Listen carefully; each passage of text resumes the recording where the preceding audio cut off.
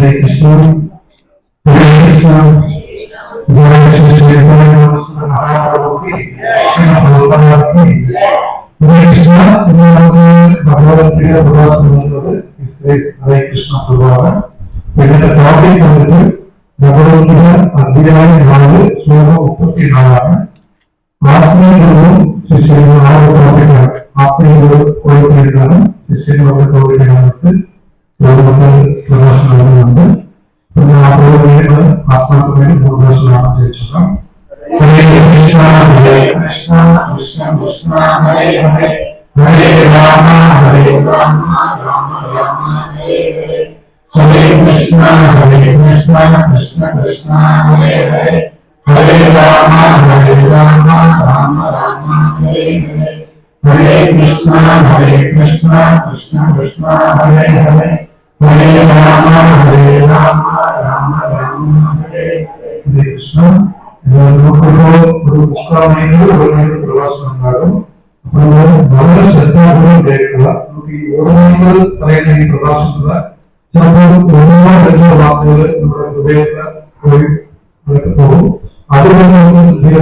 माध्यम संभवित हरे कृष्ण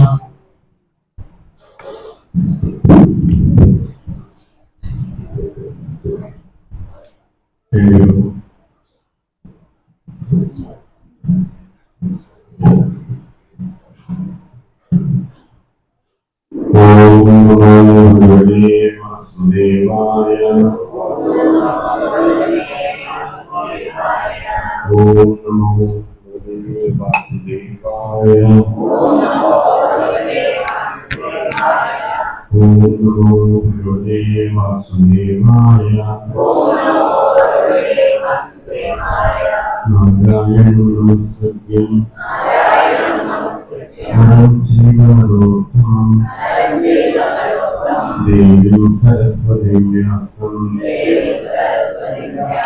ततो जयमुदीरये नष्टप्रायेषु बन्धेषु नित्यभागवत सेवया भगवद्गीतमश्नोमि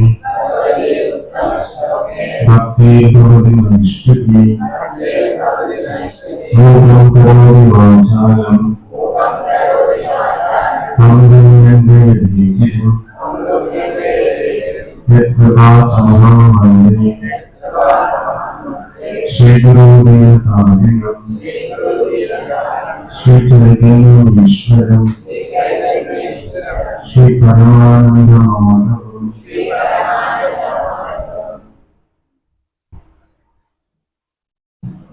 भगवद्गीത അധ്യായം 4 ശ്ലോകം 34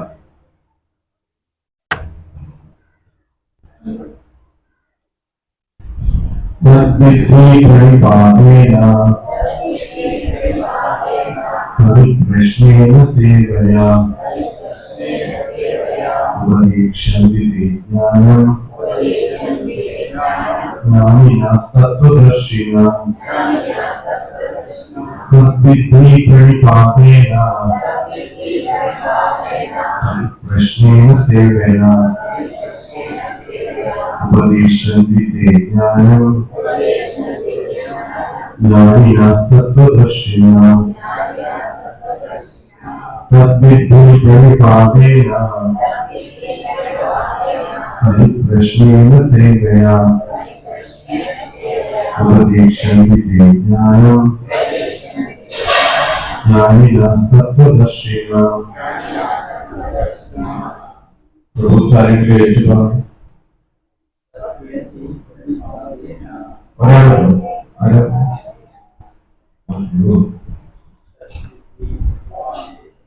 तद्विद्धि प्रणिपातेन परिप्रश्नेन सेवया उपदेक्ष्यन्ति ते ज्ञानं ज्ञानिनस्तत्त्वदर्शिनः तद्विद्धि प्रणिपातेन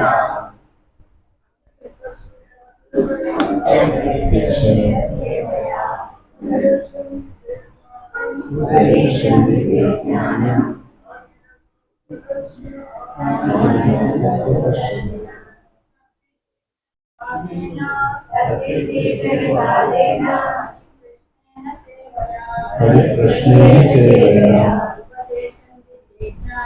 ഉപദേശന്തി ജ്ഞാനം ജ്ഞാനിനസ്തത്വദർശിന. വാക്കർത്ഥം: വെളിപാതേന ആത്മീയ ഗുരുവിനെ സമീപിച്ച് ദണ്ഡ നമസ്കാരം കൊണ്ടും പരിപ്രശ്നേന താഴ്മയോട് ചോദിച്ചറിഞ്ഞു സേവയ സേവ കൊണ്ടും അതിനെ യജ്ഞങ്ങളെ കുറിച്ചുള്ള വിജ്ഞാനം വിദ്ധി അറിയുക. തത്വദർശികളായ ജ്ഞാനിന ആത്മജ്ഞാനികൾ തേ നിനക്ക് ജ്ഞാനം ഉപദേശിക്കുന്നു. വിവർത്തനം ഭാവാർത്ഥം കൃഷ്ണകൃപാമൂർത്തി എസ് ഭക്തിവേദാന്ത സ്വാമി ശ്രീമദ്. ഒരു ആധ്യാത്മിക ഗുരുവിനെ സമീപിച്ച് സത്യത്തെക്കുറിച്ച് അറിയാൻ ശ്രമിക്കണം. അദ്ദേഹത്തെ സേവിക്കുക. അദ്ദേഹത്തിൽ നിന്ന് വിനയപൂർവ്വം ചോദിച്ചറിയുക. ആത്മസാക്ഷാത്കാരം ലഭിച്ച ഒരാൾ സത്യം കണ്ടറിച്ചിരിക്കുന്നയാൾ അദ്ദേഹത്തിന് ജ്ഞാനോപദേശം ചെയ്യാൻ കഴിവുണ്ട്. ഭാവാർത്ഥം: ആത്മസാക്ഷാത്കാരത്തിന്റെ മാർഗം പ്രയാസമുള്ളതാണ്, സംശയമില്ല. അതുകൊണ്ട് ഭഗവാൻ തന്നിൽ നിന്ന് ആരംഭിച്ച ശിഷ്യ പരമ്പരയിൽപ്പെട്ട വിശ്വാസനായ ഒരു ആത്മീയ ഗുരുവിനെ സമീപിക്കാൻ ഉപദേശിക്കുന്നു. ഈ ശിഷ്യ പരമ്പര എന്നുള്ള തത്വത്തെ അനുവർത്തിക്കാത്ത ആർക്കും വിശ്വാസനായ ഒരു ഗുരുവാകാൻ സാധ്യമല്ല. ഭഗവാനാണ് ആദിമ ഗുരു. ഗുരുശിഷ്യ പരമ്പരയിൽപ്പെടുന്ന ഒരു വ്യക്തിക്ക് ഭഗവാന്റെ ഉപദേശം അതേപടി സ്വശിഷ്യന് പകർന്നു കൊടുക്കാൻ കഴിയും. മൂഢന്മാരായ നാട്യക്കാർ സൃഷ്ടിക്കുന്ന കപട പദ്ധതികളിലൂടെ ആത്മസാക്ഷാത്കാരം നേടാൻ ആർക്കും സാധ്യമല്ല. ഭാഗവതം 6:3-19 പറയുന്നു: ധർമ്മം തു സാക്ഷാത് ഭഗവത് പ്രണിതം. ഭഗവാൻ നേരിട്ട് നിർദ്ദേശിച്ചിട്ടുള്ളതാണ് ധർമ്മത്തിന്റെ മാർഗം. മാനസികമായ ഊഹാപോഹങ്ങൾക്കോ ശുഷ്കവാദങ്ങൾക്കോ ഒരാളെ നേർവഴിക്ക് നയിക്കാൻ സാധിക്കില്ല. സ്വതന്ത്രമായ ഗ്രന്ഥപഠനങ്ങളാകട്ടെ ആധ്യാത്മിക പുരോഗതിക്ക് ആരെ സഹായിക്കില്ല. ജ്ഞാനസിദ്ധിക്ക് വിശ്വാസനായ ഒരു ആചാര്യനെ സമീപിക്കുക തന്നെ വേണം. അങ്ങനെ ഒരു ആത്മീയ ഗുരുവിനെ പൂർണ്ണ സമർപ്പണത്തോടെ സ്വീകരിക്കണം. വൃത്തിനെ പോലെ ദുരഭിമാനം ത്യജിച്ച് സേവിക്കുകയും വേണം. ആത്മസാക്ഷാത്കാരം നേടിയ ആത്മീയ ഗുരുവിന്റെ സംതൃപ്തിയാണ് ആത്മീയ ജീവിത പുരോഗതിയുടെ രഹസ്യം. വിനയവും സത്യാന്വേഷണവുമാണ് ആത്മജ്ഞാനത്തിന് അനുയോജ്യമായ രണ്ട് ഘടകങ്ങൾ. വിനയവും സേവനവുമില്ലാതെ ആത്മീയ ഗുരുവിനോടുള്ള അന്വേഷണങ്ങൾ പ്രശ്നങ്ങൾ ഫലപ്രദങ്ങളാവില്ല. ഗുരുവിന്റെ പരീക്ഷണങ്ങളിൽ ശിഷ്യൻ ജയിക്കേണ്ടതുണ്ട്. അങ്ങനെ ശിഷ്യന്റെ ആഗ്രഹം നിർവ്യാജ്യമെന്ന് ബോധ്യപ്പെട്ടാൽ കലപ്പില്ലാത്ത ആത്മീയജ്ഞാനം നൽകി ഗുരു അയാളെ അനുഗ്രഹിക്കും. ഈ ശ്ലോകത്തിൽ അന്ധമായ അനുസരണയും നിരർത്ഥങ്ങളായ ചോദ്യങ്ങളെയും തരണം പറയുന്നു. ആധ്യാത്മിക ഗുരുവിൽ നിന്ന് കേൾക്കുന്നത് കൊണ്ട് മാത്രമായില്ല, അന്വേഷണങ്ങളിലൂടെയും വിനയാന്വിതമായ സേവനത്തിലൂടെയും കാര്യങ്ങൾ വ്യക്തമായി മനസ്സിലാക്കേണ്ടിയിരിക്കുന്നു. വിശ്വാസനായ ഒരു ആത്മീയ ഗുരു സ്വാഭാവികമായി ശിഷ്യനോട് കരുണയുള്ളവനാണ്. അതുകൊണ്ട് ശിഷ്യൻ വിനയാന്വിതനും സദാ സേവന സന്നദ്ധനുമാകുമ്പോൾ പ്രശ്നോത്തര വിനിമയം പരിപൂർണമായിരിക്കും.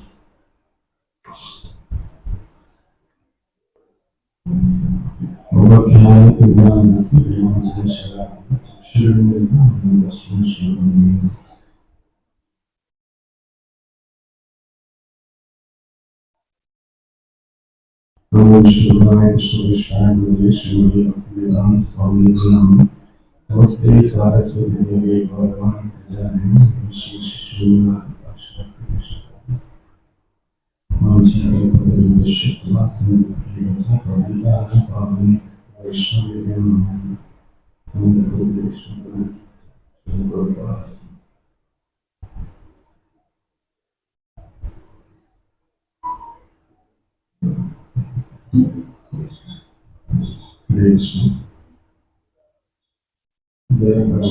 ഭഗവത്ഗീതയിലെ വളരെ പ്രശസ്തമായ പുസ്തകമാണ്.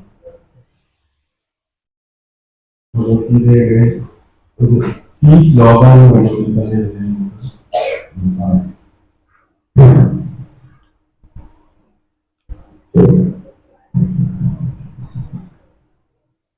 ഭഗവത്ഗീത കൃഷ്ണൻ അർജുനൻ ഉപദേശിക്കുകയാണ്. കൃഷ്ണൻ അർജുനൻ ഉപദേശിക്കുന്നതിന്റെ ഇടയിൽ കൃഷ്ണനെ പോലെ ആധികാരികമായ ഒരു വ്യക്തിയില്ല. കൃഷ്ണന് പറയുന്നത് അഭിജ്ഞ സ്വരാടെന്നാണ്. അഭിജ്ഞ എന്ന് പറഞ്ഞാൽ അദ്ദേഹത്തിന് എല്ലാ കാര്യങ്ങളും സ്വന്തമായി തന്നെ അറിയാൻ സാധിക്കും. നമുക്ക് പല പല കാര്യങ്ങളും മറ്റ് പല സ്രോതസ്സുകളിൽ നിന്നാണ് അറിയുന്നത്. പക്ഷെ അഭിജ്ഞ എന്ന വാക്കിന്റെ അർത്ഥം കൃഷ്ണന് എല്ലാ അറിവും സ്വന്തമായിട്ടുണ്ട് എന്നാണ്. മാത്രമല്ല അദ്ദേഹം സ്വരാടാണ്, പൂർണ്ണമായ സ്വതന്ത്രവുമാണ്. അപ്പം ഇവിടെ കൃഷ്ണൻ അർജുനനോടാണ് ഭഗവത്ഗീത ഉപദേശിക്കുന്നത്. അപ്പൊ പൂർണ്ണ സ്വതന്ത്രനും എല്ലാ അറിവിന്റെ സാരവുമായിട്ടുള്ള ഭഗവാനാണ് ഇവിടെ അർജുനൻ ഉദ്ദേശിക്കുന്നത്. ആ ഉപദേശത്തിൽ ഒരു ശ്ലോകമാണ് നമ്മൾ ഇന്നിപ്പോ പറയുന്നത്, തദ്വിധി പ്രതിപാദനയും പരിപ്രശ്നയും സേവനം. അവിടെ ഭഗവാൻ അർജുനനോട് പറയുകയാണ്, നീ സത്യത്തെ കുറിച്ച് അറിയാനായിട്ട് ഒരു ആത്മീയ ഗുരുവിനെ സമീപിക്കണമെന്ന് പറഞ്ഞു കൊടുക്കുകയാണ് ചെയ്യുന്നത്. അപ്പൊ നമുക്കൊരു ചെറിയൊരു സംശയം തോന്നും. ഭഗവാൻ തന്നെ ആത്മീയമായിട്ട് എല്ലാ സത്യങ്ങളുടെയും സ്രോതസ്സായിരിക്കുമ്പോൾ ഭഗവാൻ സത്യത്തെ അന്വേഷിക്കാനായിട്ട് നീ ഒരു ആത്മീയ ഗുരുവിനെ സ്വീകരിക്കണം എന്ന് അർജുനനോട് പറയേണ്ട ആവശ്യമില്ല.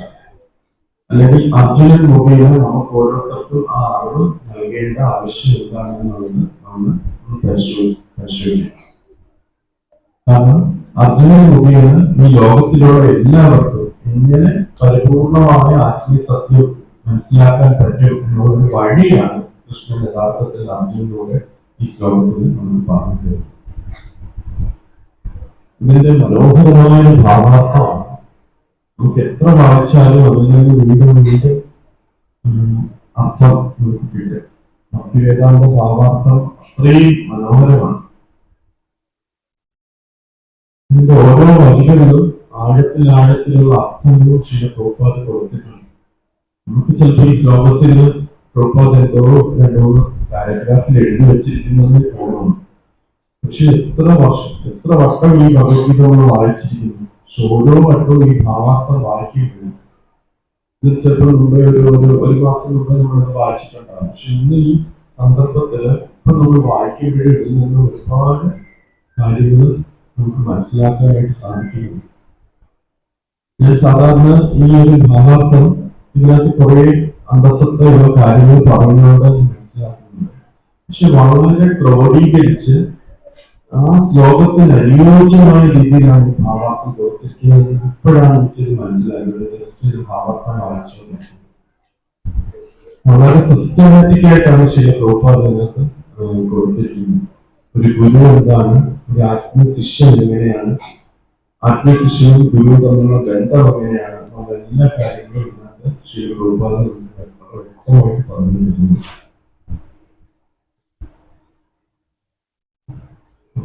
ഇതില് ആദ്യം നമ്മൾ പറഞ്ഞതുപോലെ എന്തുകൊണ്ടാണ് കൃഷ്ണൻ ഒരു സത്യത്തെ മനസ്സിലാക്കണമെങ്കിൽ ഒരു ഗുരുവിനെ സമീപിക്കാൻ സാധിക്കും. ഇങ്ങനെയുള്ള കൃഷ്ണൻ ഇവിടെ വന്നിട്ട് പോകുമ്പോൾ കൃഷ്ണൻ ഏകദേശം 125 വർഷം ഈ കലിയുഗത്തിലൂടെ ഉണ്ടായിരുന്നു. പിന്നെ അദ്ദേഹം പോയി.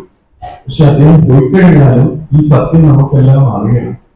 അറിയണമെങ്കിൽ നമ്മൾ ആത്മീയ ഗുരുവിനെ സ്വീകരിച്ചാൽ മാത്രമേ നമുക്ക് ആ സത്യം അറിയാനായിട്ട് സാധിക്കുകയുള്ളൂ.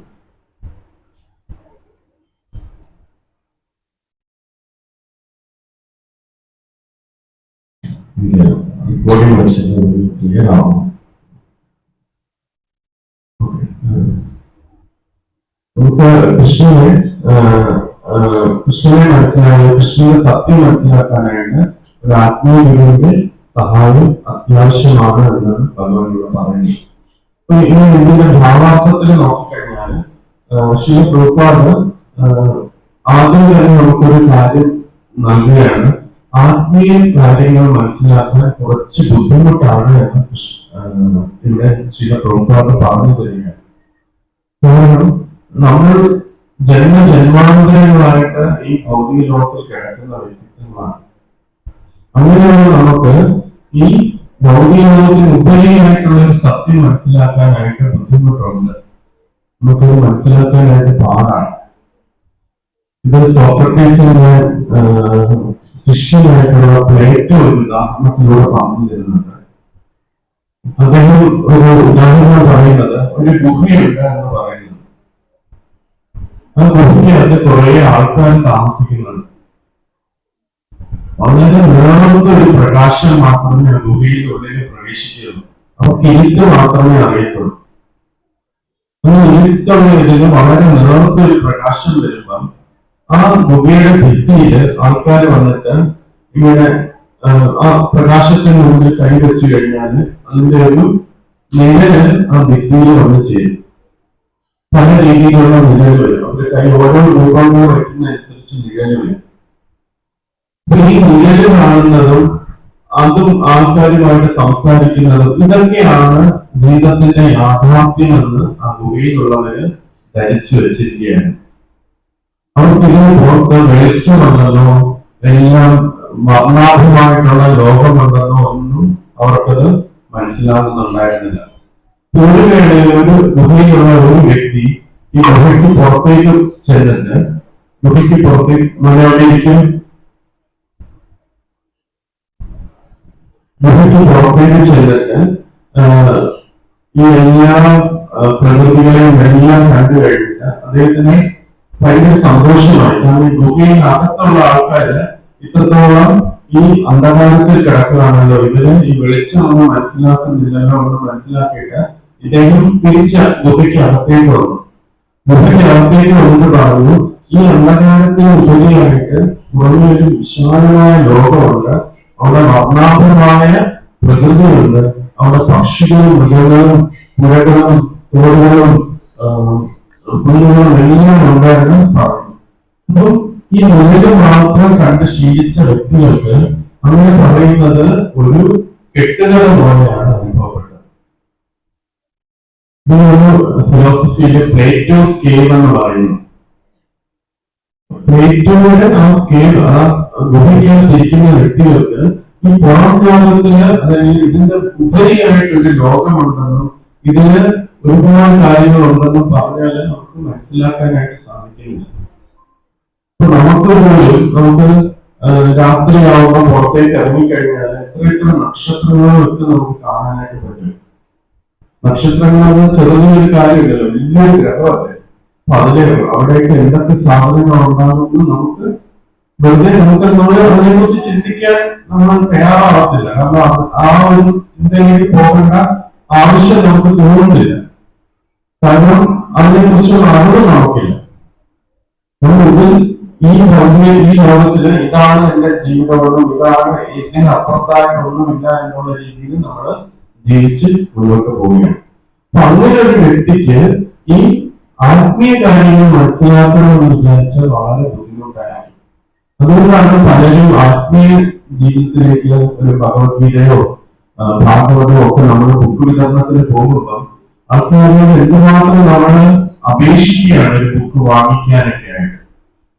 കാരണം അവർക്ക് ഈ ധനം ഈസി ആയിട്ട് അവിടെയുണ്ട്, 500 രൂപയോ 400 രൂപയോ അവിടെയുണ്ട് കൊടുക്കാനായിട്ട്. പക്ഷെ വളരെ ബുദ്ധിമുട്ടാണ്. കാരണം ഇത് എന്റെ ജീവിതത്തിൽ കൊണ്ടുവന്നു കഴിഞ്ഞാൽ എന്ത് മാറ്റമാണ് എനിക്ക് ഉണ്ടാക്കാൻ പോകുന്നത്, ഇത് എന്റെ ഈ ലൈഫുമായിട്ട് എന്ത് ഗുണമാണ് ഇതിനകത്ത് ഉണ്ടാകാൻ പോകുന്നത് അവർക്ക് ചിന്തിക്കാനായിട്ട് സാധിക്കുന്നില്ല.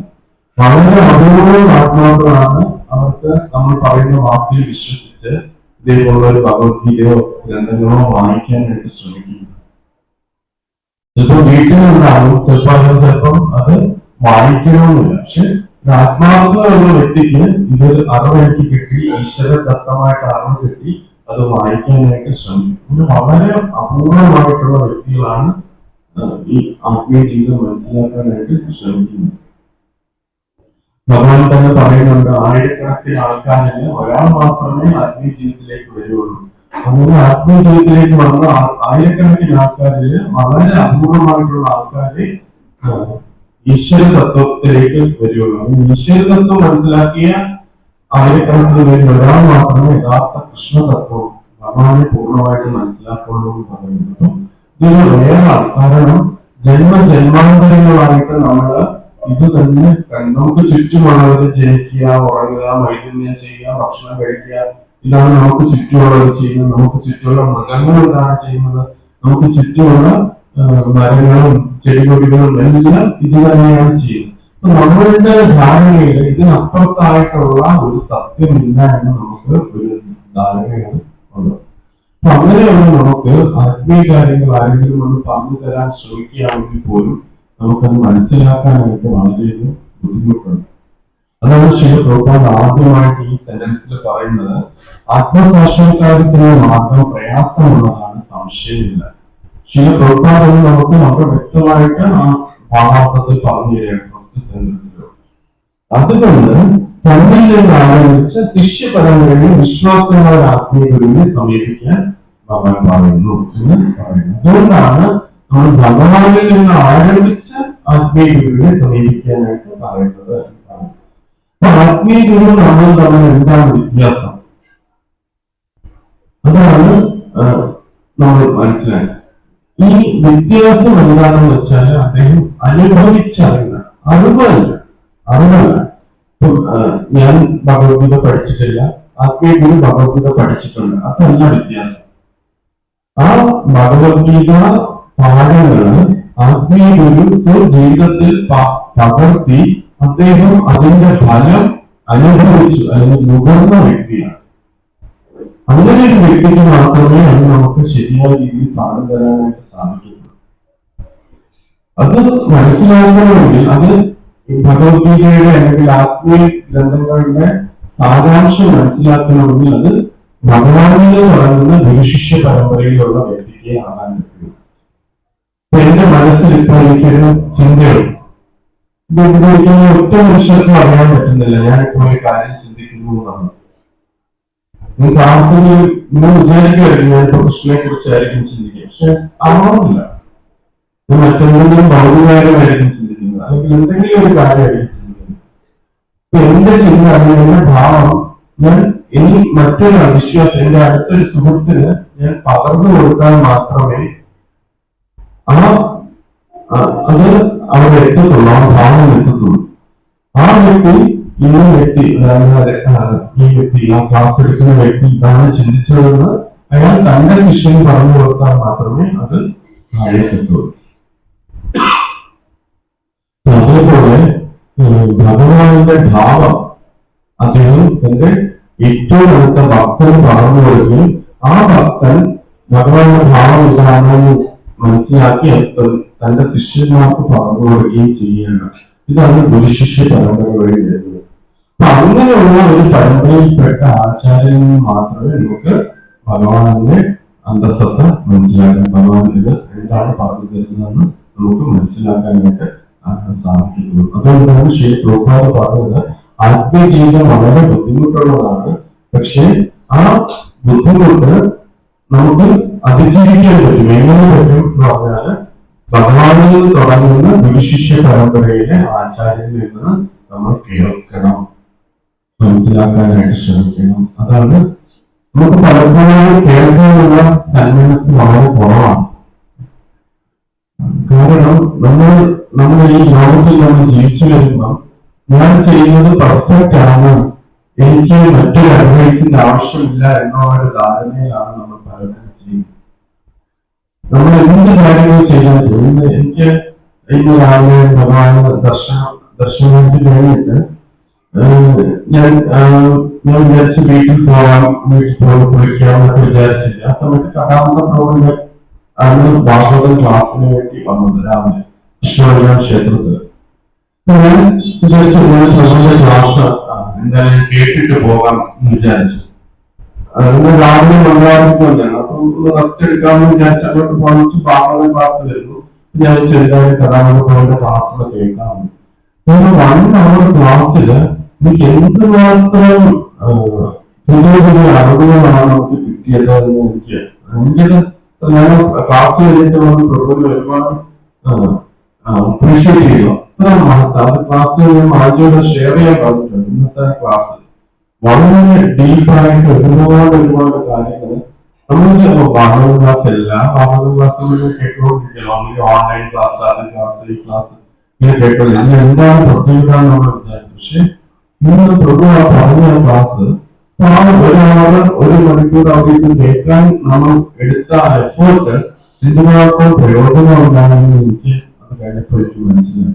അത്ര നല്ലൊരു ക്ലാസ് ആയിരുന്നു അദ്ദേഹത്തിന്റെ ഇന്നത്തെ ക്ലാസ്. ഒരുപാട് ഗുണോത്സവം പറയും എല്ലാം. അപ്പം നമ്മൾ ആ ഒരു കേൾക്കണം എന്നുള്ള ഒരു ഇത് വെച്ചാൽ മാത്രം നമുക്കിപ്പോ ഓൾറെഡി ഞാൻ ഭഗവത്ഗീത ഒരുപാടൊക്കെ വായിച്ചിട്ടുള്ളവരാണ്. ഈ ഭാഗവതം ഫുള്ളായിട്ട് വായിച്ചിട്ടുള്ളവരും ഉണ്ടാവില്ല. ക്ഷേത്രത്തിന്റെ പല പുസ്തകങ്ങളും വായിച്ചിട്ടുള്ളവരും ഉണ്ടാവും. അതിനകത്തെല്ലാം പറയുന്നത് നമ്മൾ ഈ ശരീരമല്ല ആത്മാവാണ് എന്നുള്ള കാര്യങ്ങളും ആത്മാവിന് ചെയ്യേണ്ടതായിട്ടുള്ള കാര്യങ്ങളുമാണ് പറയുന്നത്. അപ്പൊ നമുക്ക് കുറച്ചു നാളെ പ്രസ്ഥാനത്തിൽ വന്നു കഴിഞ്ഞാല് നമ്മൾ വിചാരിക്കും എന്തായാലും ഈ ക്ലാസ് പരീക്ഷ അദ്ദേഹം വന്നിട്ട് തദ്വിധി പഠിക്കാതെയാണ് എനിക്ക് അറിയാവുന്ന കുറെ പോയിന്റ്സുകളായിരിക്കും അദ്ദേഹം പറയാൻ പോകുന്നത്. എന്നൊരു ധാരണ നമുക്ക് എല്ലാവർക്കും സ്വാഭാവികമായിട്ടുണ്ടാവും.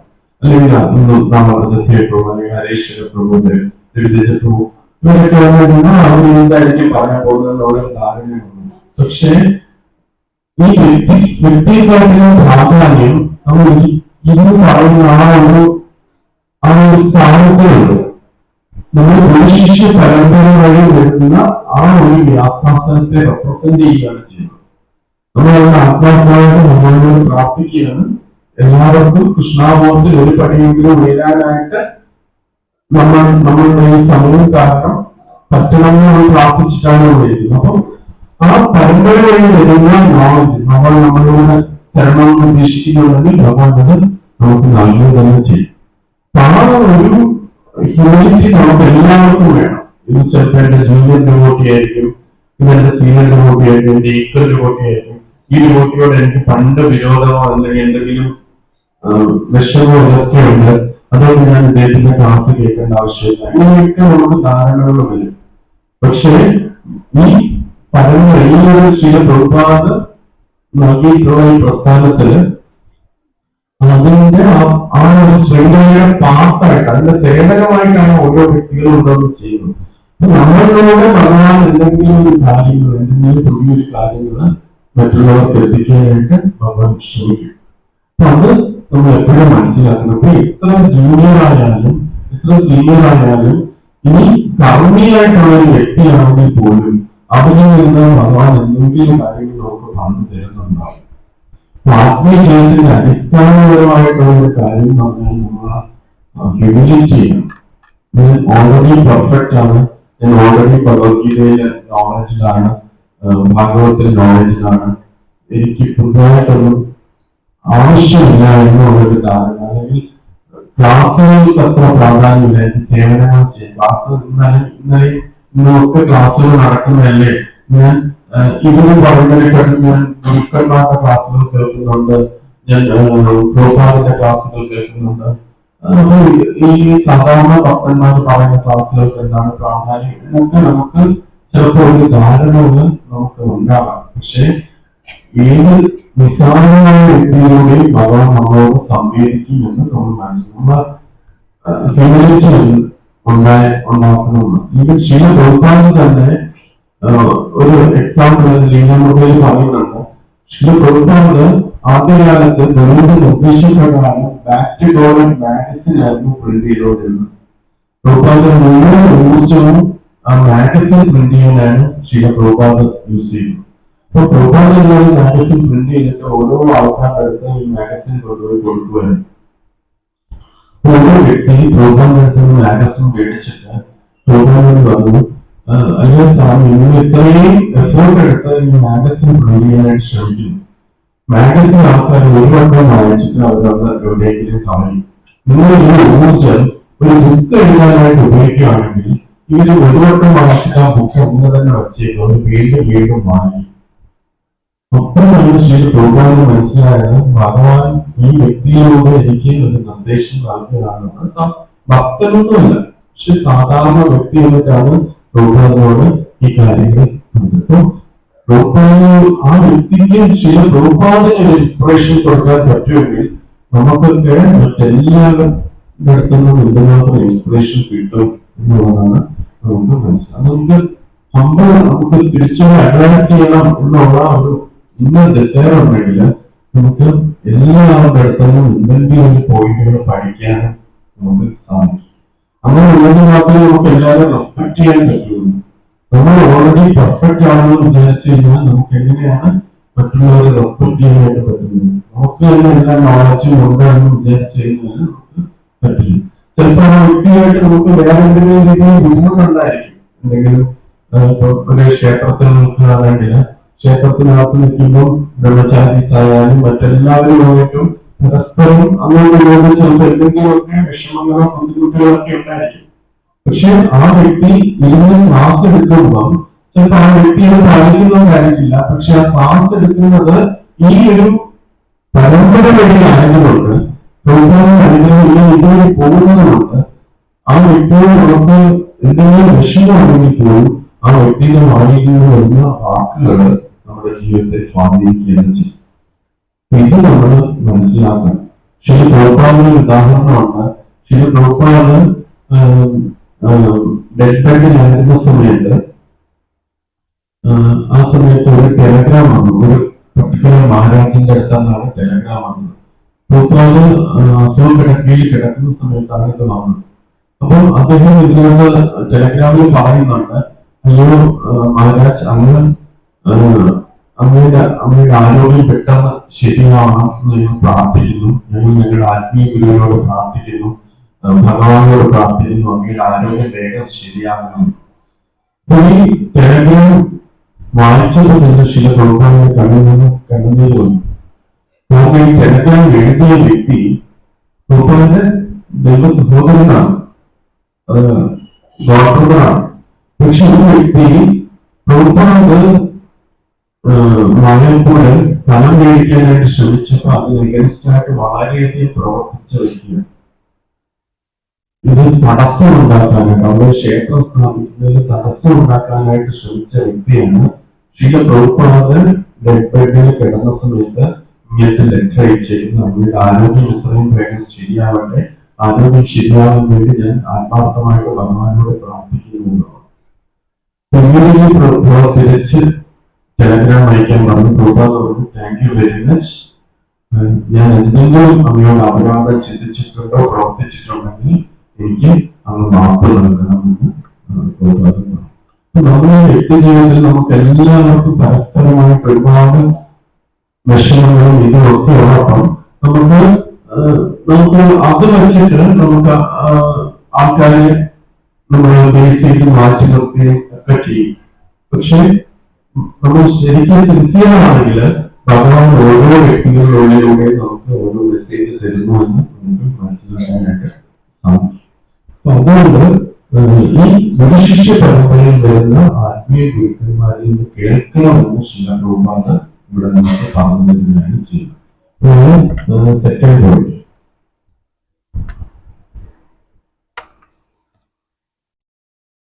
ആദ്യം പറഞ്ഞു ആത്മസാക്ഷാത്കാരം വളരെ ബുദ്ധിമുട്ടാണ്. അതുകൊണ്ട് ഭഗവാനിൽ തുടങ്ങുന്ന വ്യക്തിയിൽ നിന്ന് കേൾക്കണം. കാരണം ഭഗവാന്റെ ഹൃദയം ഭഗവാനെ അറിയിക്കുള്ളൂ. അത് ഭഗവാൻ ആർക്കെങ്കിലും പറഞ്ഞു കൊടുത്താൽ മാത്രമേ നമുക്ക് അറിയാൻ പറ്റൂ. ആ വ്യക്തി മറ്റൊരാൾക്ക് പറഞ്ഞാലേ നമുക്ക് അറിയാൻ പറ്റും. അതുകൊണ്ട് അങ്ങനെ വരുന്ന പരമ്പരയിൽ വരുന്ന വ്യക്തിയിൽ നിന്ന് കേട്ടാലേ ഭഗവാന്റെ ഹൃദയം നമുക്ക് മനസ്സിലാക്കാനായിട്ട് സാധിക്കുള്ളൂ.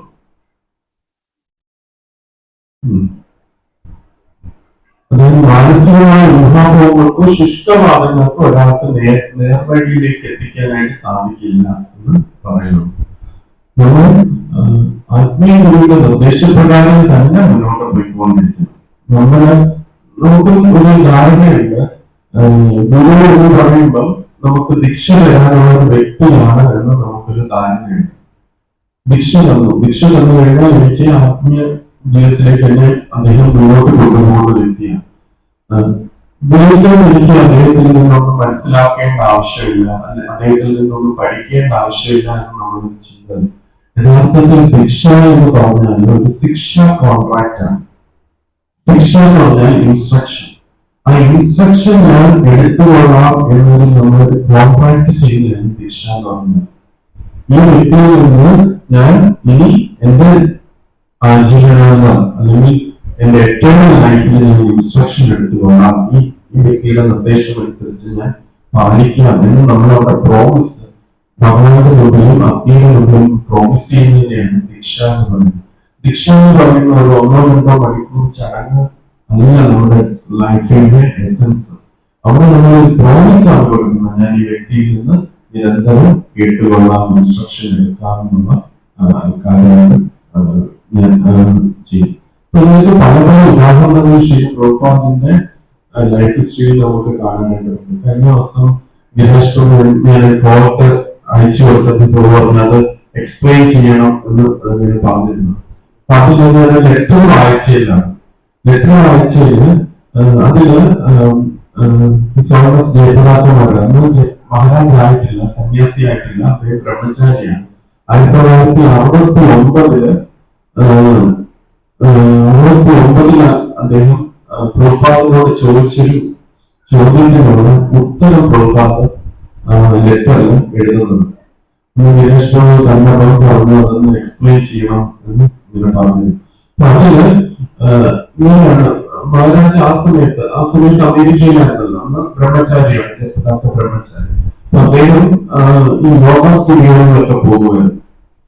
യോഗ സ്റ്റുഡിയോയിൽ പോകുന്നത് വേറൊന്നുമല്ല, യോഗ പഠിക്കാനില്ല, അവിടെ പോയി പ്രചരണം ചെയ്യാനും ഭഗവാനെ കുറിച്ച് പറഞ്ഞു കൊടുക്കാനും ഒക്കെയാണ്.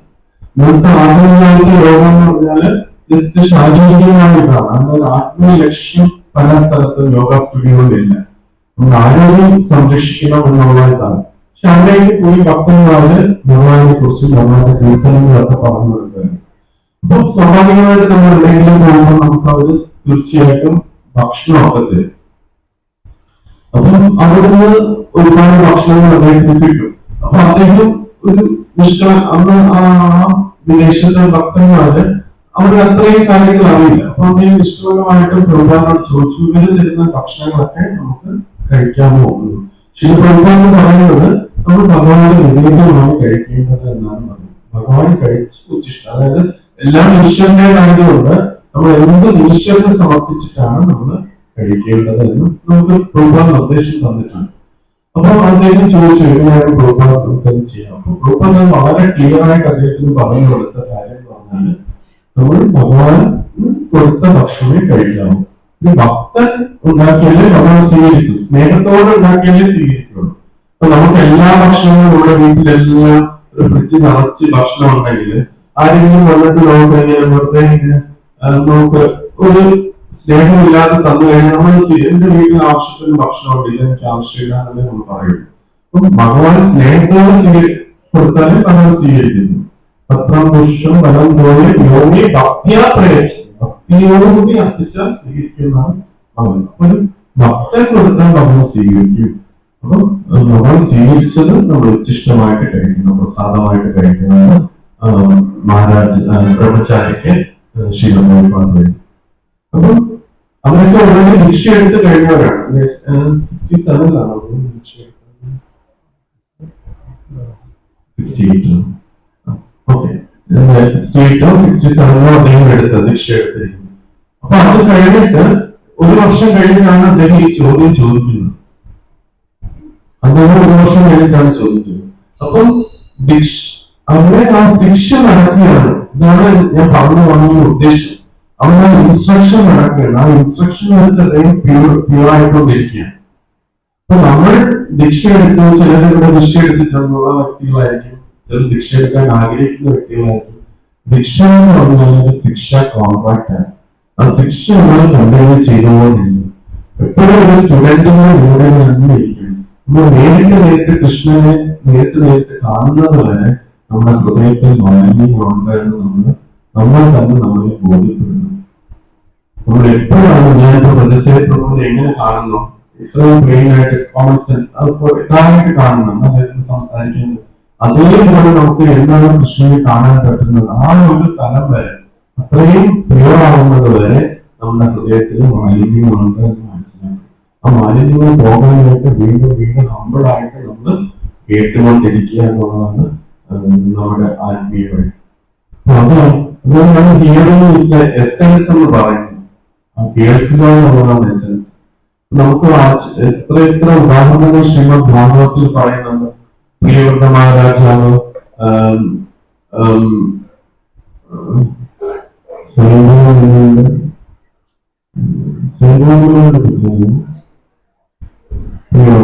അദ്ദേഹം തപശ്ചര്യക്ക് പോയി തിരിച്ചു വരുന്ന സമയത്ത് ബ്രഹ്മാവ് എന്ന് പറയുന്ന അദ്ദേഹം ഗൃഹസ്ഥ ജീവിതത്തിലേക്ക് പോകണം, നാരദ മഹർഷി എന്ന് പറയുന്ന ബ്രഹ്മചാരി, ഇവിടെയൊക്കെ അദ്ദേഹം ഈ കേൾക്കുകയാണ്. അത്രയും പരിശുദ്ധ ഭക്തന്റെ തലത്തിലാണ്. അപ്പൊ ഓരോ ഹയർ അതോറിറ്റീസിനും കേട്ട് കാര്യങ്ങൾ മനസ്സിലാക്കി മനസ്സിലാക്കി മനസ്സിലാക്കി അങ്ങനെയാണ് പോകുന്നത്. അതുകൊണ്ട് അത് വളരെ പ്രാധാന്യമാണ് കേൾക്കുക എന്നുള്ളത്. അതാണ് ശ്രീല പ്രഭുപാദ് പറയുന്നത്, നമ്മൾ ശുഷ്കവാദങ്ങൾക്കോ മാനസിക ഊഹാപോഹങ്ങൾക്കോ അടിസ്ഥാനമില്ല. നമുക്കൊരു കാര്യം മനസ്സിലായിട്ടില്ല എന്നുണ്ടെങ്കിൽ നമ്മൾ ഒരിക്കലും ഊഹിച്ചെടുക്കാൻ പാടില്ല. നമുക്കൊരു ആരെങ്കിലും കാര്യങ്ങൾ പറഞ്ഞാൽ ഇങ്ങനെ നമ്മൾ ഊഹിച്ച് ഇങ്ങനെയായിരിക്കും അങ്ങനെയായിരിക്കും ഈ രീതിയിൽ ഓരോരുത്തരും നമ്മൾ ഓരോ ഇതിൽ വെച്ചിട്ട് നമ്മൾ അളന്ന് വയ്ക്കും. അങ്ങനെയാണ് നമുക്കൊരു കാര്യം ശരിയായ രീതിയിൽ സംശയമുണ്ടെങ്കിൽ അത് എവിടെയാണ് പൂർണ്ണമായിട്ട് ക്ലിയർ ആകുന്നത് എന്നുള്ള ആ സ്ഥലത്ത് നമ്മൾ ചോദിച്ച് വ്യക്തമായിട്ട് മനസ്സിലാക്കി ഉള്ളത്. അപ്പൊ അത് നമ്മൾ ശ്രീല പ്രഭുപാദിന്റെ ശിഷ്യനായിട്ടുള്ള വിഷ്ണുധര മഹാരാജ് അദ്ദേഹത്തിന്റെ ട്രെയിനിങ്ങിലുള്ള എല്ലാ ഡിവോട്ടീസുകളും you should ask questions until your intelligence is fully satisfied. നമ്മുടെ എല്ലാ സംശയങ്ങളും പൂർണ്ണമായിട്ട് തൃപ്തിയാകുന്നത് വരെ എല്ലാ ക്വസ്റ്റ്യൻസും നമ്മൾ ചോദിക്കുന്നുണ്ട്. ഇവിടെ എനിക്കറിയാം കുറേ പേർക്ക് പല പല സംശയങ്ങളും നമ്മുടെ ഹൃദയത്തിലുണ്ട് ഈ പറയുന്ന കാര്യങ്ങളെ കുറിച്ച്. നമ്മൾ കാണുമ്പോൾ തന്നെ നമുക്കറിയാം, ക്ലാസ്സിലിരിക്കുമ്പോഴും നമുക്ക് വ്യക്തമായിട്ട് അറിയാൻ പറ്റും പലർക്കും പല കാര്യങ്ങളും ഈ പറയുന്ന കാര്യങ്ങളെ കുറിച്ച് ഡൗട്ടുകൾ ഉണ്ടാകുന്നു. പക്ഷെ നമ്മൾ ഇങ്ങനെയൊക്കെയുള്ള വേദികളിൽ ശ്രീല പ്രഭുപാദ് നമുക്ക് നൽകിയിരിക്കുന്നത് ഈ ചോദ്യങ്ങൾ ചോദിച്ച് നമ്മുടെ സംശയത്തെ ഇല്ലാതാക്കാൻ വേണ്ടിയാണ്. ഈ സംശയങ്ങൾ വച്ചുകൊണ്ടിരുന്നാൽ നമുക്ക് ഒരിക്കലും വളരാനായിട്ട് സാധിക്കില്ല. നമുക്ക് ആത്മാർത്ഥമായിട്ട് ഒരു ക്വസ്റ്റ്യൻ ഉണ്ടെങ്കിൽ ഭഗവാൻ അത് നിവർത്തി ചെയ്യുന്ന വ്യക്തികളുടെ മുമ്പിൽ നമ്മൾ എത്തിക്കുകയെന്ന് ചെയ്യും. നമ്മൾ ചോദിച്ച് ക്ലിയർ ചെയ്ത് നമ്മൾ ആ പെർഫെക്ഷനിലേക്ക് എത്തുക എന്നുള്ളതാണ് നമുക്ക് ഉള്ള മാർഗം.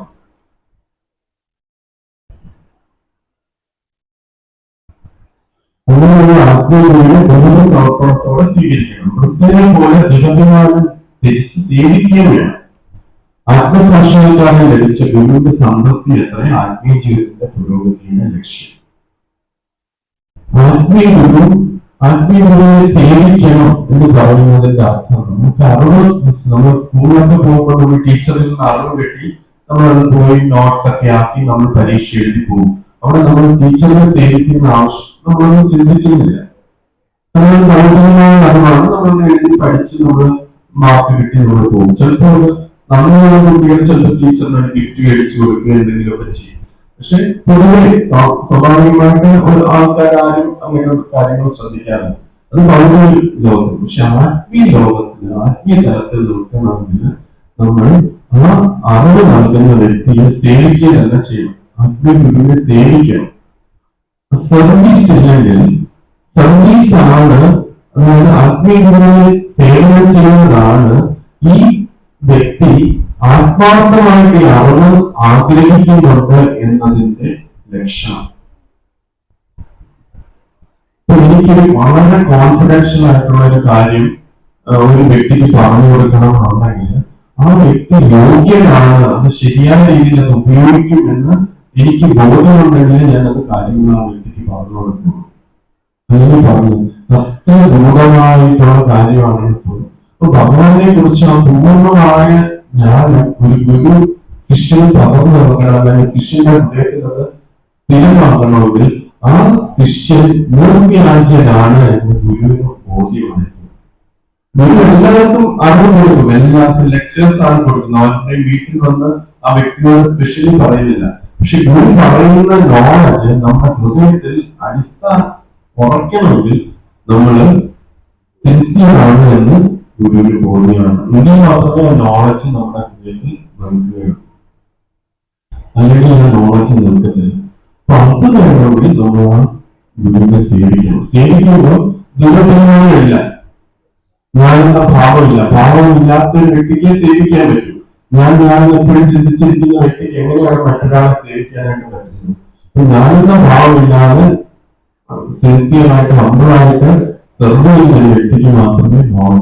ഇത് ഭക്തി സിദ്ധാന്ത സരസ്വതി മഹാരാജന്റെ എക്സാമ്പിൾ പറയുന്നത് ഇത് ഹിന്ദു മഹാസഭയുടെ ഓർഗനൈസർ അദ്ദേഹത്തിന്റെ പേര് ഫേമസ് ആണ്, ഫ്രീഡം ഫൈറ്റർ ആണ്. ആ സമയത്ത് അദ്ദേഹം ഭക്തി സിദ്ധാന്ത സരസ്വതി മഹാരാജിനെ കാണാനായിട്ട് ചെന്നു. ഭക്തി സിദ്ധാന്ത സരസ്വതി മഹാരാജിനെ കാണാനായിട്ട് ചെന്നിട്ട് അദ്ദേഹത്തിന്റെ ലെക്ചർ കേട്ടു. ലെക്ചർ കേട്ട് കഴിഞ്ഞതിന് ശേഷം അദ്ദേഹത്തിന്റെ മനസ്സിലൊരു സംശയം ഉണ്ടായി. ഒരു കാര്യത്തിലൊരു സംശയം ഉണ്ടായി. ആ ലെക്ചറിൽ പറഞ്ഞൊരു കാര്യത്തിൽ സംശയം. അദ്ദേഹത്തിന് ചോദിക്കുന്ന മുമ്പ് തന്നെ ഭക്തന്മാർക്ക് പ്രസാദ വിതരണം ചെയ്യണം, അല്ലെങ്കിൽ ഒരു സേവനം ചെയ്യാനായിട്ട് അദ്ദേഹത്തിന് ഒരു അവസരമാണ്. ചോദിക്കാൻ പറ്റിയില്ല, ചോദിക്കുന്നതിന് മുമ്പ് തന്നെ. അപ്പൊ ഇദ്ദേഹം ഇനി അടുത്ത ഓപ്പർച്യൂണിറ്റി കിട്ടുമ്പോൾ ചോദിക്കാം എന്ന് വിചാരിച്ച് അദ്ദേഹം സേവനം ചെയ്യുന്നത്. ഈ കാര്യങ്ങൾ മനസ്സിലുണ്ട്, പക്ഷെ അദ്ദേഹം സേവനം ചെയ്യുന്നത്. സേവനം കഴിഞ്ഞ് തിരിച്ചു വന്നപ്പോൾ അദ്ദേഹം പറഞ്ഞു, എനിക്കൊരു സംശയം ഉണ്ടായിരുന്നു, സേവനം കഴിഞ്ഞപ്പോൾ എനിക്ക് അതിന് ഉത്തരം കിട്ടിയെന്ന് അദ്ദേഹം ഭക്തി സിദ്ധാന്ത സരസ്വതി മഹാരാജിനോട് പറഞ്ഞു. ആ സിൻസിയറിറ്റിയാണ് നമ്മുടെ ഒരു സോസർ പോലെയാണ്. ഇപ്പൊ നമ്മളൊരു കപ്പെടുത്ത് വെക്കുന്നത് പോലെയാണ്. ഈ സിൻസിയറിറ്റിയാണ് ഈ സ്പിരിച്വൽ നോളജ് സ്റ്റോർ ചെയ്യാനുള്ള കപ്പ്. അതാണ് ശ്രീ പ്രഭുപാദ് പറഞ്ഞത്, ഒരു ശിഷ്യൻ നിർദ്ദേശനാണെങ്കിൽ ഗുരു ആ ആത്മീയ അറിവ് നമുക്ക് നൽകുമെന്ന് പറയുന്നു. അതായത് അങ്ങനെ ഒരു ശിഷ്യന്റെ ആഗ്രഹം നിർദ്ദേശമെന്ന് ബോധ്യപ്പെട്ടാൽ കലർപ്പില്ലാത്ത ആത്മീയജ്ഞാനം നൽകി ഗുരു അയാളെ അനുഗ്രഹിക്കും എന്ന് പറയും. ഇതുകൊണ്ടാണ് ടെമ്പിൾ അതോറിറ്റീസും വിലാഷ് പ്രഭുവും ഒക്കെ നമ്മളോട് നമ്മൾ വന്ന് ക്ലാസ് കേൾക്കുക, പ്രസാദം കഴിക്കുക, ദർശനം എടുക്കുക പോകുന്നതിനുപരി നമ്മളോട് സേവനം ചെയ്യാനായിട്ട് പറയുന്നു. ഇത് വിലാഷ് പ്രഭു എന്തെങ്കിലും കിട്ടാൻ വേണ്ടിയോ എന്തെങ്കിലും നമുക്ക് കിട്ടും, നമുക്ക് വേണ്ടിയാണ് അവരെ പറയുന്നത്. നമ്മൾ സേവനം ചെയ്താൽ മാത്രമേ ഈ ക്ലാസ്സിൽ പറയുന്ന കാര്യങ്ങൾ നമ്മുടെ ഹൃദയത്തിൽ ഉറച്ചിരിക്കാനായിട്ട് സാധിക്കുകയുള്ളൂ. നമ്മൾ പഠിച്ച കാര്യങ്ങളെല്ലാം ഉറച്ചിരിക്കാനായിട്ട് സാധിക്കും. ഇത് നമുക്ക് നമ്മുടെ ഹൃദയത്തിൽ സ്ഥിരമാകുന്നതുകൊണ്ട് നമുക്ക് ഈ എക്സ്പീരിയൻസ് നമ്മുടെ ഹൃദയത്തിൽ പോകണം. അപ്പൊ നമ്മൾ സേവനം ചെയ്യും, നമ്മൾ കേൾക്കുകയും അതേപോലെ സേവനം ചെയ്യുമ്പോൾ മാത്രമേ ഇത് ഉറച്ചിരിക്കാനായിട്ട് സാധിക്കുന്നു. അപ്പൊ നമുക്ക് ഈ പ്രാക്ടിക്കലി ഇത് നമുക്ക് റിയലൈസ് ചെയ്യാൻ പറ്റും. നമ്മൾ പഠിച്ച കാര്യങ്ങൾ എനിക്കൊരു ഭയങ്കര ഒരു എക്സ്പീരിയൻസ് ഉണ്ട്. പണ്ട് ഇവിടെ പൈക്കാട് ക്ഷേത്രം വരുന്ന സമയത്ത് ഞാൻ പട്ടത്തായിരുന്നു താമസിച്ചുകൊണ്ടിരുന്ന സമയത്ത് വിലാഷ് പ്രഭുവൊക്കെ ഉണ്ടായിരുന്നവിടെ. അപ്പൊ ആ സമയത്ത് നമ്മൾ രാവിലെ മംഗളാരതിക്ക് വരും, ബൈക്കിൽ വരും. മംഗളാരതിക്ക് വന്നിട്ട് മംഗളാരതി അറ്റൻഡ് ചെയ്തതിനു ശേഷം പ്രഭുവൊക്കെ എനിക്ക് തന്നൊരു സേവനം എന്ന് പറഞ്ഞാല് നമ്മൾ ഓഫീസിൽ പോകുന്നതിന് മുമ്പ് ഹാള് തൂക്കുക തുടക്കി തൂക്കുക. അപ്പൊ അങ്ങനെ അത് ചെയ്താലും ഒരു വട്ടം നമ്മൾ വിട്ടുപോയൊരു പ്രഭുവല്ലേ, ഭൂമി വിട്ടുപോയ പ്രഭു, പേര് പറയുന്നില്ല. ആ പ്രഭു അവിടെ ഇരുന്ന് ജപിച്ചുകൊണ്ടിരിക്കുകയായിരുന്നു. നമ്മുടെ തൈക്കാട്ടുള്ള എല്ലാവർക്കും ഓർമ്മയുണ്ടല്ലോ, അകത്ത് കയറി ആ സൈഡ് പുറത്തിരുന്ന വലിയൊരു വിഷ്ണുമൂർത്തിയുടെ പടമുണ്ട്. അപ്പൊ അവിടെ ഇരുന്ന് ജപിച്ചുകൊണ്ടിരിക്കുകയാണ്. അപ്പൊ സാധാരണ പറയും, നമ്മുടെ സേവനമൊക്കെ വരുമ്പോൾ നമ്മുടെ എന്തോ ഇതായിട്ട് പറയും, അതിലൊരു മാറി നിൽക്കും, തൂക്കാൻ പോകാൻ കുറയ്ക്കാൻ പോകുന്നത്. ഞാൻ പറഞ്ഞു കുറയ്ക്കാൻ പോകുന്നതെന്ന് പറഞ്ഞു. കുറച്ച് ജനിച്ചുകൊണ്ടിരിക്കുകയാണ്. കുറച്ച് വെള്ളം അദ്ദേഹത്തിന്റെ കാലിലേക്ക് തെറിച്ചു. അപ്പൊ അദ്ദേഹത്തിന്റെ മുഖത്ത് പെട്ടെന്നൊരു വിഷമാണ്, ഒരു ദേഷ്യം വന്നു പോലെ എനിക്ക് തോന്നി. അപ്പൊ എന്റെ അഭിപ്രായങ്ങളാണെന്ന് വിചാരിച്ചു. ഇദ്ദേഹം ഞാൻ മാറാൻ പറഞ്ഞിട്ട് അദ്ദേഹത്തിന്റെ വെള്ളം വീഴുന്നത്. ഞാൻ അദ്ദേഹത്തോട് സോറി പറയുന്നതെന്ന് ഞാൻ വിചാരിച്ചു. അത് വിട്ടിട്ട് പോയി. അദ്ദേഹം പറഞ്ഞില്ല, ഞാനൊന്നും പറഞ്ഞില്ല, അങ്ങനെ പോയി. പക്ഷെ അങ്ങനെ ചെയ്തിട്ട് പക്ഷെ എപ്പോഴും ജപിക്കുമ്പോഴൊക്കെ എല്ലാ സമയത്തും ഈ കാര്യങ്ങളൊന്നും മനസ്സിലോട്ട് വീണ്ടും വീണ്ടും വന്നുകൊണ്ടിരുന്നു.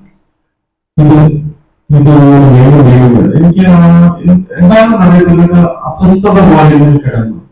നമുക്ക് ഭഗവത്ഗീതയിൽ ഇതൊന്നും നമുക്ക് മനസ്സിലാക്കിയിട്ടുണ്ട്. നമ്മളൊരു വൈഷ്ണവനെ അവതാരം ചെയ്യാൻ പാടില്ല എന്നുള്ളത് മനസ്സിലാക്കി. പിന്നെ പോയി ഞാൻ ഒരു ദിവസം പോയിട്ട് ചെയ്ത പറയാതെ വെള്ളം വീട് കൊടുക്കാനും മനഃപൂർവ്വം എന്നോട് സോറി നോക്കാക്കണം എന്ന് പറഞ്ഞപ്പോഴാണ് ഇന്നത് നമുക്ക് മാറിപ്പോയത്. പിന്നെയും നമ്മുടെ ഹൃദയത്തിൽ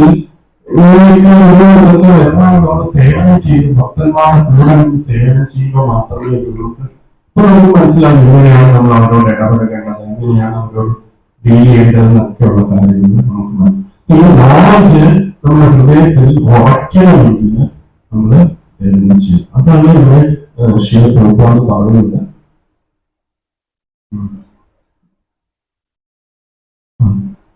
അദ്ദേഹം നിർദ്ദേശങ്ങൾ ബോധ്യപ്പെട്ടാൽ കലപ്പില്ലാത്ത ആത്മീയജ്ഞാനം നൽകി ഗുരു അയാളെ അനുഗ്രഹിക്കും. ഇങ്ങനെ ചെയ്തു കഴിഞ്ഞാൽ ആ നോളജ് നമ്മുടെ ഹൃദയത്തിൽ ഉറച്ചിരിക്കും. കർമ്മനോട് സംഭവിച്ചിരുന്നു. കർമ്മനും അദ്ദേഹം ഹോണസ്റ്റ് അല്ലാതെയാണ് അദ്ദേഹം ഗുരുവിൽ നിന്ന് പോയി കാര്യങ്ങൾ മനസ്സിലാക്കാനായിട്ട് ശ്രമിച്ചത്. ഇത് സത്യസന്ധമായിട്ടല്ല അത് മനസ്സിലാക്കാനായിട്ട് ഒരു ക്രമത്തിലൂടെയാണ് പോയത്. അതുകൊണ്ട് ആ നോളജ് അയാൾക്ക് വേണ്ട സമയത്ത് ഉപയോഗിക്കാനായിട്ട് പറ്റില്ല. അതാണ് സംഭവിച്ചത്. അപ്പൊ അതേപോലെ നമ്മൾ സിൻസിയർ ആണെങ്കിൽ നമുക്ക് ഈ സ്പിരിച്വൽ നോളജ് ഹാൻഡിൽ ചെയ്യാനുള്ള കഴിവ് നമുക്ക് നൽകുമെന്ന് പറയുന്നത്. അതുകൊണ്ടാണ് ടെമ്പിൾ അതോറിറ്റീസ് നമുക്ക് വീണ്ടും വീണ്ടും സർവീസ് തരുന്നത്. അല്ലെങ്കിൽ അവര് ഹിറ്റ്ലറിനെ പോലെയോ അങ്ങനെയുള്ള ഓരോരുത്തരെ കൊണ്ടിങ്ങനെ ജോലി ചെയ്യിപ്പിക്കുന്ന വ്യക്തികളല്ല. റിയലായിട്ട് നമ്മൾ സ്പിരിച്വലി അഡ്വാൻസ് ചെയ്യാൻ ആഗ്രഹമുള്ളവരാണ് നമ്മുടെ ടെമ്പിൾ അതോറിറ്റീസ്. അതുകൊണ്ടാണ് നമ്മളോട് സേവനം ചെയ്യണം എന്ന് പറയുന്നത്. നമ്മളെ ബുദ്ധിമുട്ടിക്കുന്നതല്ല, നമുക്ക് യഥാർത്ഥത്തിൽ അവർ നമുക്ക് അനുഗ്രഹമാണ് തരുന്നത്. ലാസ്റ്റില് പറയുന്നു,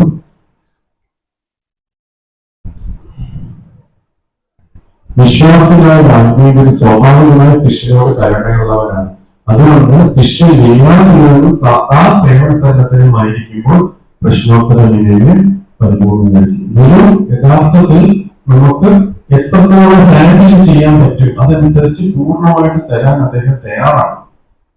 നമുക്ക് ഈ നോളജിനെ എത്ര ഹാൻഡിൽ ചെയ്യാൻ പറ്റും, എത്ര നമുക്ക് ഉൾക്കൊള്ളാൻ പറ്റും, അത് അദ്ദേഹം തരാൻ നമുക്ക് പൂർണ്ണമായിട്ട് തയ്യാറാണ്. പക്ഷെ അവിടെ നമ്മൾ എപ്പോഴും ഹമ്പിളായിരിക്കണം, സദാ സേവന സന്നദ്ധനുമായിരിക്കണം എന്നാണ് നമ്മുടെ ക്വാളിഫിക്കേഷൻ. ഒരു ഓൾറെഡി കാര്യം പക്ഷെ ഒരു പൂർണ്ണമായ കാര്യം ചെയ്യുമ്പോൾ നമുക്ക് ഹാൻഡിൽ ചെയ്യാൻ പറ്റുന്നില്ല. ഇപ്പൊ 1ാം ക്ലാസ്സിൽ ഒരു കുട്ടിക്ക് 1+1=2 പറഞ്ഞാൽ ഓക്കെ. പക്ഷെ ആ 1ാം ക്ലാസ് കുട്ടിക്ക് കാൽക്കുലസ് പറഞ്ഞു കൊടുത്താൽ അതിന് മനസ്സിലാവത്തില്ല. അതിന് 1+1=2 എന്നുള്ളത് അതിന് മനസ്സിലാവും. അപ്പൊ 1+1=2 എന്നുള്ള കാര്യം പൂർണ്ണമായിട്ട് തരാൻ ഒരു ഗുരു എപ്പോഴും സ്ഥലത്തരാണ്, ആത്മീയർ എപ്പോഴും കാരുണ്യവാനാണ്. പക്ഷെ അത് സ്വീകരിക്കണമെങ്കിൽ നമ്മൾ എപ്പോഴും ഹമ്പിളായിരിക്കണം, സദാ സേവന സന്നദ്ധനും. ഹമ്പിളാകുമ്പോൾ ദുരഭിമാനമില്ല, ഞാൻ എന്നുള്ള ഭാവം അവിടെയില്ല. സേവന സന്നദ്ധനായിരിക്കുമ്പോഴത്തേന് നമ്മൾ അത് അപ്ലൈ ചെയ്യാൻ സിൻസിയർ ആണ് എന്നുള്ളതാണ്. അപ്പൊ ഫാൾസിയും ഇല്ല, സിൻസിയറുമായിട്ടുള്ള ഒരു വ്യക്തിക്കാണ് ഗുരു നോളജ് തരുന്നത്. അതേ പറഞ്ഞതുപോലെ ദീക്ഷ എന്ന് പറഞ്ഞാൽ ഒരു ശിക്ഷാ കോൺട്രാക്ട് ആണ്. അത് ദീക്ഷ കൊണ്ട് ഒരിക്കലും ഒന്നും അവസാനിക്കുന്നില്ല, ദീക്ഷ കൊണ്ട് തുടങ്ങുന്നത് മാത്രമേ ഉള്ളൂ. അതുകൊണ്ട് നമ്മൾ ഓരോരുത്തരും നമ്മൾ ഓൾറെഡി എന്റെ കടമ കഴിഞ്ഞു, ഈ മനുഷ്യജന്മത്തിലെ കടമ കഴിഞ്ഞു, ഞാൻ ഗുരുവിൽ നിന്ന് ദീക്ഷ എടുത്തു, ഇനി എനിക്കൊന്നും പ്രശ്നമില്ല, അങ്ങനെ ഒരിക്കലും ചിന്തിക്കരുത്. വളരാനും നമ്മുടെ ഹൃദയത്തിലെ മാലിന്യങ്ങൾ മാറ്റാനും നിരന്തരം ആത്മാർത്ഥമായിട്ടുള്ള ശ്രമങ്ങൾ നമ്മൾ തുടരുക തന്നെ ചെയ്യും. അതാണ് നമ്മുടെ ആത്മീയ ജീവിതത്തിന്റെ അടിസ്ഥാനം.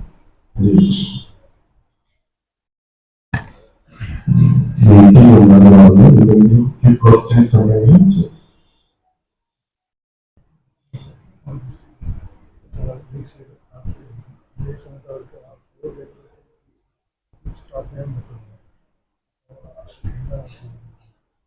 ചിലർക്ക് ദീക്ഷ എടുക്കാൻ താല്പര്യമുണ്ട്, പക്ഷെ നാളെ എഴുതുന്നതുകൊണ്ട് നമുക്ക് ബുദ്ധിമുട്ടുണ്ടാകുന്നുണ്ട്. അപ്പൊ അവർക്ക് എന്താ ചെയ്യാൻ പറ്റുക എന്നുള്ളതാണ് നമ്മളോട് ചോദിച്ചത്. നമ്മൾ റിയലി മനസ്സിലാക്കണം എന്താണ് 4 യമനിയമങ്ങളിൽ നിന്ന് നമ്മൾ മനസ്സിലാക്കണം. അത് മനസ്സിലാക്കിയാൽ മാത്രമേ നമുക്കത് നിർത്താനായിട്ട് പറ്റുള്ളൂ. ഒരു കാര്യം പൂർണ്ണമായി മനസ്സിലാക്കിയാലേ നമുക്കത് ഒഴിവാക്കാനായിട്ട് പറ്റുള്ളൂ. 4 യമനിയമങ്ങൾ നമുക്ക് നൽകുന്നത് ഞാൻ ശരീരമാണെന്നുള്ള ബോധത്തിലേക്ക് നമ്മൾ വരാതിരിക്കാൻ വേണ്ടിയാണ്. ശരീര ബോധത്തിലേക്ക് വന്നു കഴിഞ്ഞാൽ നമുക്ക് ഭഗവാനെ കുറിച്ചുള്ള സ്മരണയ്ക്ക് തടസ്സമുണ്ടാകും. ഞാനിപ്പോ ലഹരി ഉപയോഗിക്കുകയാണെങ്കിൽ ഞാൻ എന്റെ ആസ്വാദനത്തിന് വേണ്ടി ചെയ്യും. ഞാൻ ഈ ശരീരമാണോ ചിന്തയിലായിരിക്കും ഇരിക്കും. ഞാൻ ചോദ്യം വഞ്ചന ചെയ്യുകയാണ്. ഞാനിപ്പോ മറ്റുള്ളവരെല്ലാം ഈശ്വരന്റെ അംശമാണെന്നുള്ള ബോധം ഇതിനകത്ത് വരുന്നില്ല. ഞാൻ വഞ്ചനയിലാണ് ഞാൻ പോയിക്കൊണ്ടിരിക്കുന്നത്. പിന്നെ അതേപോലെ മദ്യം മയക്കുമരുന്ന് അങ്ങനത്തെ കാര്യങ്ങൾ, ഇതെല്ലാം ലഹരി ഉപയോഗിക്കുക, ചോദ്യം, പിന്നെ ഇൻടോക്സിക്കേഷൻ, മാംസാഹാരം അതായത് മറ്റുള്ളവരെ വേദനിപ്പിച്ചുകൊണ്ട് എനിക്ക് എന്റെ സുഖത്തിന് വേണ്ടി മറ്റുള്ളവരെ വേദനിപ്പിക്കണം, അവിടെ ഒരു കരുണയും ഒന്നും ഉണ്ടാവുന്നില്ല. അപ്പൊ അങ്ങനെയൊക്കെയുള്ള വ്യക്തി എപ്പോഴും എല്ലാവരെയും ശാരീരിക ബോധത്തിലേക്ക് കാണാനായിട്ട് സാധിക്കുന്നു. സ്ത്രീ പുരുഷനുള്ള ചിന്ത വരുമ്പോൾ ഞാൻ പുരുഷനാണ് സ്ത്രീയാണ് എന്നുള്ള ചിന്തയിൽ ഇരുന്നാൽ മാത്രമേ ആ ഒരു തലത്തിൽ ഒരു വ്യക്തിക്ക് പ്രവർത്തിക്കാനായിട്ട് പറ്റുള്ളൂ. അപ്പം ഇതൊക്കെ റിലേറ്റ് ചെയ്യാൻ വേണ്ടിയാണ് അതായത് സ്ത്രീ പുരുഷനുള്ള വിവാഹത്തിനകത്താകാം, ലഹരി അങ്ങനത്തെ അത് ഒഴിവാക്കുക ഇങ്ങനെയുള്ള കാര്യങ്ങളെല്ലാം നമ്മൾ പറഞ്ഞു തരുന്നത് നമ്മൾ ഓൾറെഡി കോൺഷ്യസ് ആണ്. അതിനെ ഒരു നിയന്ത്രണത്തിൽ നിർത്താൻ വേണ്ടിയാണ്,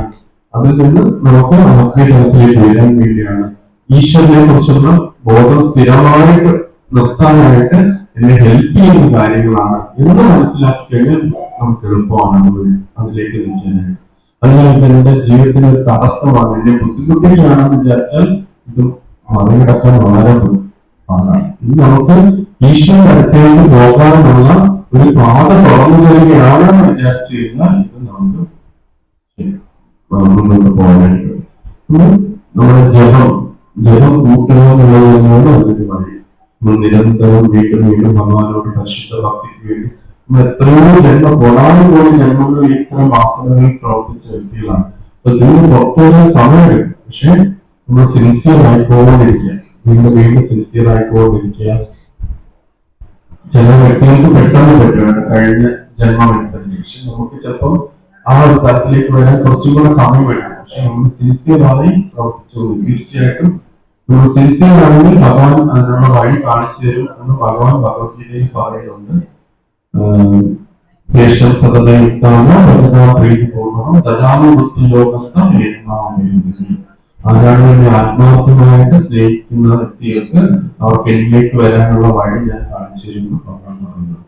അപ്പൊ ആദ്യം ഇത് നമ്മളെ ഹെൽപ്പ് ചെയ്യുന്ന കാര്യമാണെന്ന് മനസ്സിലാക്കുക, അതിന്റെ വിശ്വാസം ഉണ്ടാകുക. രണ്ടാമത് ഭഗവാനോട് പ്രാർത്ഥിക്കുക.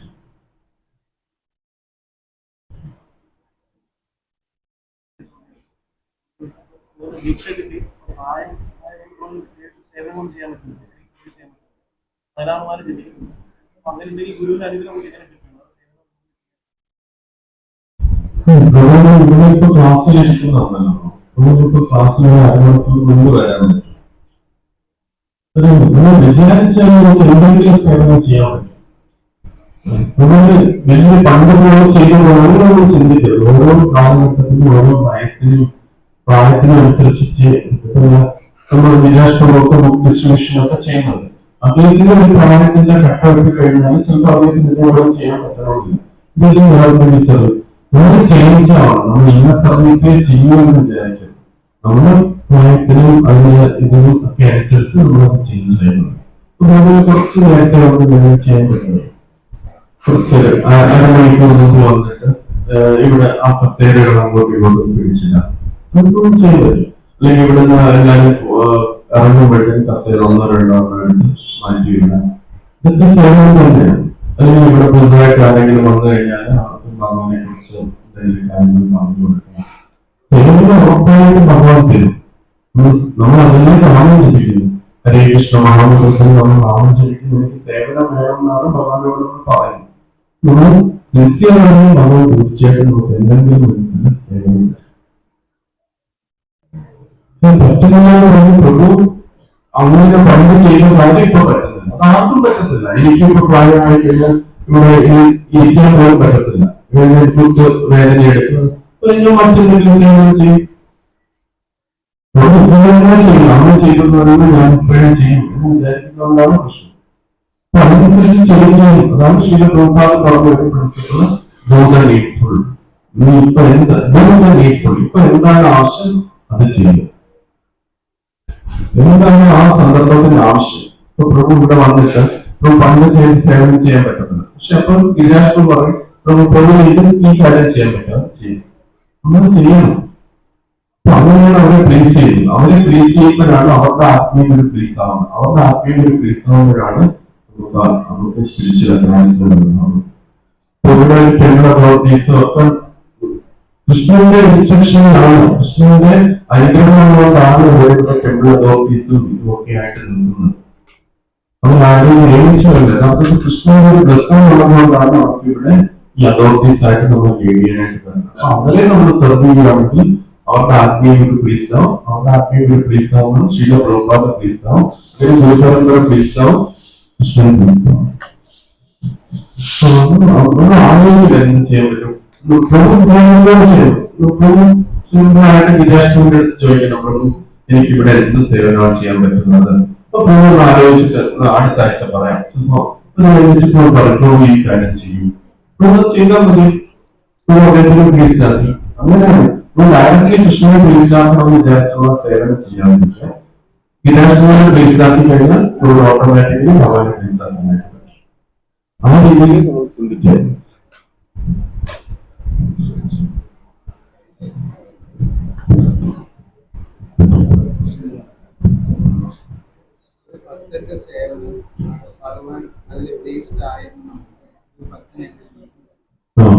ഭക്തന്റെ സേവനം ഭഗവാൻ പ്ലീസ്ഡ് ആയോ എങ്ങനെ മനസ്സിലാക്കാമെന്നാണ് പ്രഭുവിന്റെ ചോദ്യം. നമ്മൾ പറയുന്നത് യസ്യ പ്രസാദ ഭഗവത് പ്രസാദം യസ്യ പ്രസാദ ഞാൻ കഴിക്കുന്നു. ഭഗവാൻ ആത്മീയ പ്ലീസ്ഡ് ആണെങ്കിൽ തീർച്ചയായിട്ടും ഭഗവാൻ പ്ലീസ്ഡ് ആണ്. ആത്മീയതയുടെ പ്ലീസ്ഡ് ആവും. ആത്മീയത എവിടെയോ ഇരിക്കുകയാണ്, നമ്മൾ അദ്ദേഹം നമ്മൾ ചെയ്യുന്ന സേവനം ഒന്നും കാണുന്നില്ല. അങ്ങനെ ഒരു എന്റെ ഗുരുദേവ് ഒരു വട്ടം പ്രഭുപാദനോട് എഴുതിയിരുന്നു. അദ്ദേഹം വളരെ റിമോട്ടായിട്ടുള്ള ഒരു ടെമ്പിളിലാണ് താമസിച്ചിരുന്നത്. പ്രഭുപാദ ഒരിക്കലും ആ ടെമ്പിളിൽ വന്നിട്ടില്ല. അപ്പൊ അദ്ദേഹത്തിന് പ്രഭുപാദത്തിൽ സഞ്ചരിച്ചുകൊണ്ടിരിക്കുകയാണ്. അപ്പൊ ഇങ്ങനെ പ്ലീസ്ഡാകും പ്രഭുപാദ അങ്ങ് എപ്പോഴും ട്രാവൽ ചെയ്യല്ലേ എന്ന് ചോദിക്കുമ്പോൾ പ്രഭുപാദ പറഞ്ഞു ടെമ്പിൾ പ്രസിഡന്റ് ആണ് GDC. ടെമ്പിൾ പ്രസിഡന്റ് GDC ഉണ്ട്, നിങ്ങൾ അവരെ പ്ലീസ്ഡാക്കുകയാണ്. നമ്മുടെ ടെമ്പിൾ പ്രസിഡന്റ് എന്ന് വെച്ചാൽ ജനസാക്ഷിത്വം. ജനസാക്ഷിത്വം ഇവിടെ ഇൻചാർജായിട്ട് വെച്ചിരിക്കുന്നത് ഗിരിരാജ് പ്രഭു. ഗിരിരാജ് പ്ലീസ്ഡായാൽ ഓട്ടോമാറ്റിക്കലി ടെമ്പിൾ പ്രസിഡന്റ് പ്ലീസ്ഡാവും. ടെമ്പിൾ പ്രസിഡന്റ് പ്ലീസ്ഡായാൽ സ്പിരിച്വൽ ശീല പ്രഭുപാദ പ്ലീസ്ഡാവും. പ്രഭുപാദ പ്ലീസ്ഡായാൽ നമുക്ക് ഉറപ്പാണ് ഭഗവാൻ പ്ലീസ്ഡാവും. ആ രീതിയിലാണ് ചിന്തിക്കുന്നത്. നമ്മളെപ്പോഴും ഭഗവാൻ എങ്ങനെ പ്ലീസ്ഡാവും ഇങ്ങനെയല്ല ചിന്തിക്കേണ്ടത്, നമ്മളെ രീതിയിലുള്ള അതോറിറ്റീസ് എങ്ങനെ പ്ലീസ്ഡാവുന്നതാണ് നമ്മൾ ചിന്തിക്കുന്നത്. അപ്പൊ അത് നമുക്ക് ഈസിയാണ്, ഒരുപാട് ബുദ്ധിമുട്ടില്ല.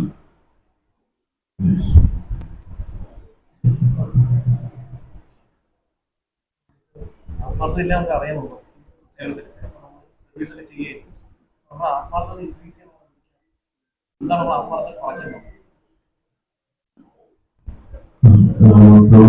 ചോദിച്ച ചോദ്യം പറഞ്ഞാൽ എന്താണ് നമ്മുടെ ആത്മാർത്ഥത കുറയ്ക്കുന്ന കാര്യം എന്നാണ് ചോദിച്ചത്. ഈ ആത്മാർത്ഥത കുറയ്ക്കുന്നത് അസത്സംഗമാണ്. നമ്മുടെ അസോസിയേഷനാണ് നമ്മുടെ ആത്മാർത്ഥത കുറയ്ക്കുന്നത്. ഇപ്പൊ പ്രഭുവിന് ഇപ്പം കുറച്ച് ഫ്രണ്ട്സ് ഉണ്ടെന്ന് വിചാരിച്ചു. പ്രഭുവിന് ഇവിടെ വന്നിരുന്ന് പ്രഭുവിന് ഭഗവാനെ മംഗളാരത്തി അറ്റൻഡ് ചെയ്യണം ആഗ്രഹമുണ്ട്, അല്ലെങ്കിൽ ക്ലാസ് അറ്റൻഡ് ചെയ്യണമെന്ന് ആഗ്രഹമാണ്.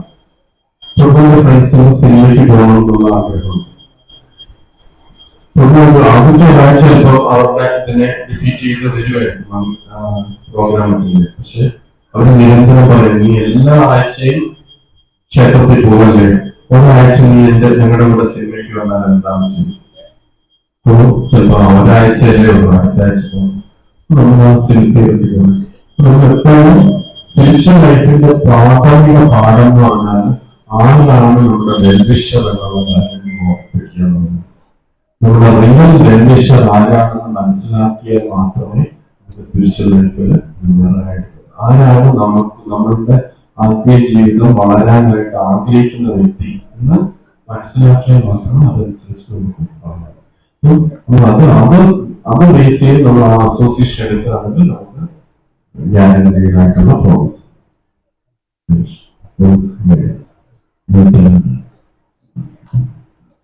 श्रील प्रभुपाद की जय।